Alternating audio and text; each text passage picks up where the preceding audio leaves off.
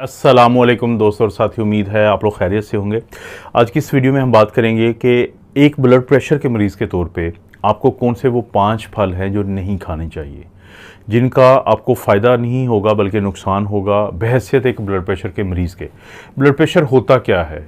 यानी ये वो प्रेशर है जो खून जो होता है ब्लड, वो खून की नाली की दीवार के ऊपर लगाता है। यानी ये वो ज़ोर है जो लगाता है। तो उसको जब हम चेक करते हैं तो हम कहते हैं कि आपको ब्लड प्रेशर अगर नॉर्मल है तो 120/80 या उससे कम है, लेकिन अगर बढ़ा हुआ है ख़ास तौर पे 140/90 उससे ज़्यादा है तो हम कहते हैं हाई ब्लड प्रेशर है। ये एक हकीकत है कि बहुत सारे लोग जब उनको पता चलता है कि उनको ब्लड प्रेशर का मर्ज़ है, उस वक्त तक कहीं ना कहीं पे ये हाई ब्लड प्रेशर नुकसान पहुंचा चुका होता है जिस्म के कुछ हिस्सों को। वो कौन से हिस्से होते हैं? जैसे दिल को नुकसान पहुंचा चुका होता है, दिमाग को नुकसान पहुंचा चुका होता है, गुर्दों को, या आंखों का जो पर्दा है रेटिना उसको नुकसान पहुंचा चुका होता है। तो इसका हल क्या है? इसका हल है, मैं अक्सर लोगों को बार बार कहता हूं कि सिर्फ 5,000 का एक आला मिलता है। घर के सारे लोगों को आप दिन में 1000 दफ़ा ब्लड प्रेशर भी चेक करें तो कोई खर्चा नहीं आएगा।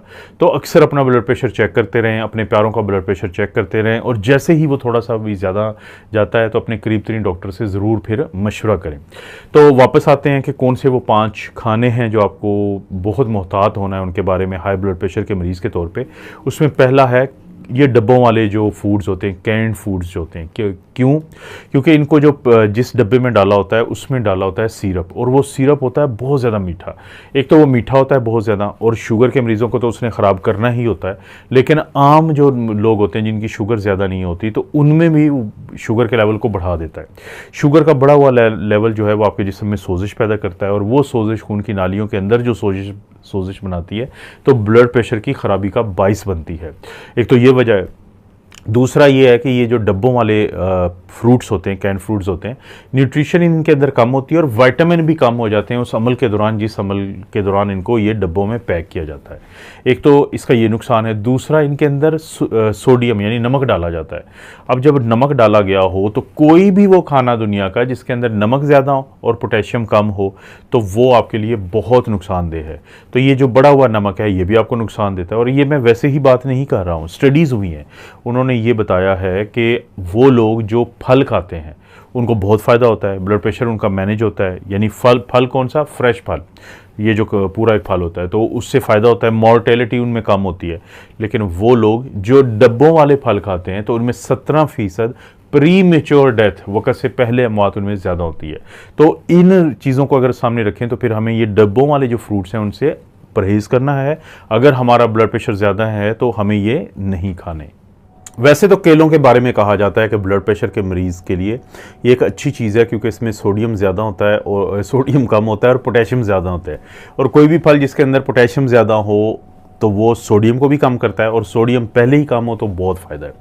लेकिन एक मसला है केलों के साथ। वो मसला ये है कि ज़्यादा पके हुए केले अगर आप खाएंगे तो उसका आपको नुकसान है, कम पके हुए केले खाएंगे तो उसका आपको फ़ायदा है। उसकी वजह क्या है कि जो कम पके हुए केले होते हैं, जिसका मतलब है थोड़े से वो ग्रीन होते हैं, थोड़े से सब्ज़ होते हैं, तो उनके अंदर होता है रेजिस्टेंस स्टार्च।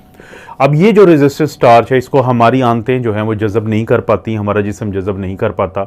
ये जाते हैं हमारी आंतों के अच्छे वाले बैक्टीरिया के पास, उनकी खुराक बन जाते हैं।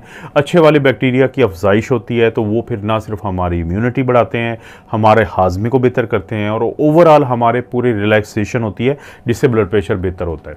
लेकिन जो ज़्यादा पका हुआ केला होता है उसमें यही जो स्टार्च है ये तब्दील हो जाता है शुगर में।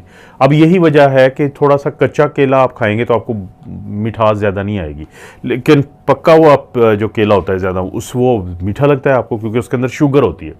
तो इससे नुकसान ये होता है कि फौरी तौर पे जब आपकी शुगर इस तरह का केला खाने से बढ़ती है तो ना सिर्फ ये कि शुगर के मरीज़ को मसला बनता है बल्कि ब्लड प्रेशर को भी ये बढ़ाती है। क्योंकि बढ़ी हुई शुगर आम लोगों में भी, और बढ़ी हुई शुगर ख़ास तौर पे शुगर के मरीज़ों में सोजिश या इन्फ्लेमेशन की तरफ लेके जाती है। और ब्लड प्रेशर के वो मरीज़ जिनकी खून की नालियों में इन्फ्लेमेशन होती है तो उनमें ब्लड प्रेशर मुश्किल से कंट्रोल होता है बनिस्बत उन लोगों के जिनकी खून की नालियों में बहुत ज़्यादा इन्फ्लेमेशन नहीं होती। तो इसलिए जब आपने केला खाना है तो कोशिश करें बहुत ज़्यादा पका हुआ केला मत खाएं, ख़ास तौर पे उस वक्त जबकि आप ब्लड प्रेशर के मरीज़ हैं। वैसे तो जो ग्रेप फ्रूट होता है हम लोग अक्सर लोगों को बताते हैं कि क्योंकि इसके अंदर विटामिन सी है, इसके अंदर पोटेशियम है, इसके अंदर और भी बहुत सारे मिनरल्स हैं और विटामिन्स हैं, तो आप इसको इस्तेमाल करें, आपको फ़ायदा होगा। रूटीन में हम यही लोगों को कहते हैं। लेकिन ब्लड प्रेशर के मरीज़ों को लेके एक ख़ास चीज़ है इसके अंदर, जिसके बारे में आपके लिए जानना ज़रूरी है।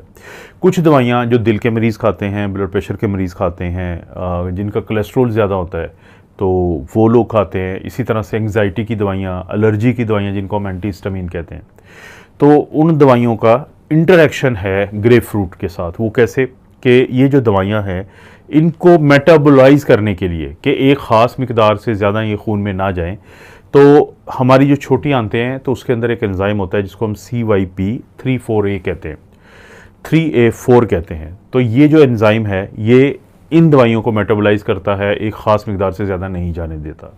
अब ग्रेपफ्रूट क्या करता है कि वो इस एंजाइम को ब्लॉक कर देता है। जब वो ब्लॉक होता है तो ये जो दवाइयाँ हैं जिसमें ब्लड प्रेशर की, दिल की और बाकी मैंने जो बताया शुगर तक की बीमारियाँ हैं उसमें दवाइयाँ हैं उसमें कुछ कि वो ज़्यादा मिकदार में खून के अंदर चली जाती हैं। अब ज़्यादा में जाएंगी मिकदार में तो साइड इफ़ेक्ट आएंगे।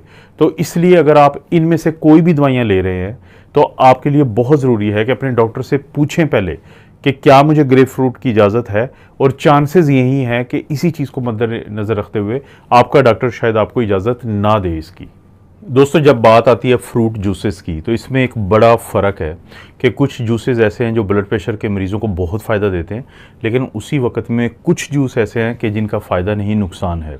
और उसमें क्लासिकल एग्जांपल है ऑरेंज जूस की। जो ऑरेंज जूस है यानी माल्टे का जूस है, उसमें जब आप माल्टा जो है वो विटामिन C और मिनरल्स और विटामिन से भरा हुआ होता है, लेकिन जब इसको जूस में आप तब्दील करते हैं तो इसमें से फाइबर निकल जाता है, और फाइबर निकलने के बाद ये सिर्फ और सिर्फ एक गिलास रह जाता है मिठास का, मीठे का, शुगर का, और जिसको आप पीते हैं तो फौरी तौर पे आपकी शुगर खून के अंदर ऊपर चली जाती है।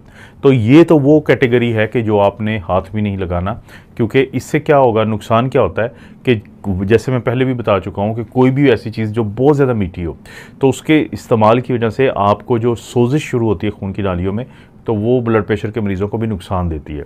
अब इसके मुकाबले में कुछ जूसेस हैं जो ब्लड प्रेशर के मरीज़ों के लिए बहुत ही अच्छे हैं। जैसे अगर आप चेरी का जूस पिए, क्रैनबेरी का पिए, अनार का पिए, और ख़ास तौर पे बीटरूट का जो जूस है वो तो दुनिया में एक इसलिए भी लोग ज़्यादा पीते हैं ताकि उनका जो ब्लड प्रेशर है वो खसूसी तौर पे बेहतर रहे। तो ये ऑरेंज का जूस है, टमाटर जो है टमाटो का जूस होता है क्योंकि उसमें सोडियम बहुत ज़्यादा होता है। तो ये कुछ ऐसे जूसेस हैं कि जो ब्लड प्रेशर के मरीज़ों के लिए ठीक नहीं है बल्कि ख़तरनाक हैं। और सबसे आखिर में हम बात करेंगे कि जो क्रिस्टलाइज्ड और कैंडीड फूड्स होते हैं। देखें, एक होते हैं ड्राई फ्रूट्स में क्या होता है कि पानी निकला होता है लेकिन बाकी चीज़ें उधर ही महफूज रहती हैं। मसलन जो रेजन्स होते हैं यानी किशमिश होते हैं, उनमें से पानी तो निकल गया लेकिन फाइबर भी मौजूद रहेगा, न्यूट्रिशन भी रहेगी, मिनरल्स भी रहेंगे, वाइटामिन भी रहेंगे। इसीलिए कहा जाता है कि अगर आप मॉडरेशन में, क्योंकि बहुत ज़्यादा इसलिए हम मना करते हैं कि इनके अंदर कैलोरीज काफ़ी ज़्यादा होती हैं, पानी निकल जाता है तो कैलोरीज ज़ाहिर है ऑटोमेटिकली ज़्यादा होती हैं। तो अगर आप मॉडरेशन में यानी मोतदल जो नंबर है, बहुत ज़्यादा नहीं, एक मिकदार में अगर आप इसको खाएं तो आपके ब्लड प्रेशर के लिए भी ये बेहतरीन है और आपके दिल की सेहत के लिए भी बेहतरीन है क्योंकि इसके अंदर एंटीऑक्सीडेंट होते हैं।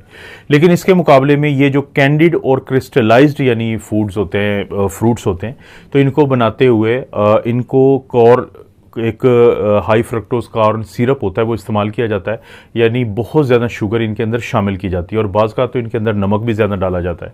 अब इस बहुत ज़्यादा शुगर की वजह से और बहुत ज़्यादा नमक की वजह से इनकी ऐसा स्टेटस बन जाता है कि अगर आप इनको इस्तेमाल करते हैं तो उससे फिर आपका जो है ये शुगर भी बढ़ेगी, ब्लड प्रेशर भी बढ़ेगी। तो क्रिस्टलाइज्ड और कैंडिड फ्रूट्स जो हैं उनको आप कम से कम इस्तेमाल करें अगर आप ब्लड प्रेशर के मरीज़ हैं और हाई ब्लड प्रेशर से बचना चाहते हैं।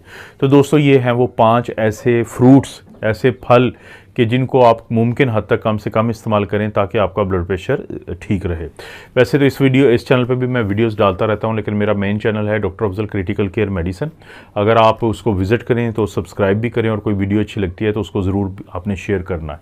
आप अपना और अपनी फैमिली का ख्याल रखें। अल्लाह ताला आपको और आपकी फैमिली को हर किस्म की बुराई, बीमारी और आजमाइश से महफूज रखे।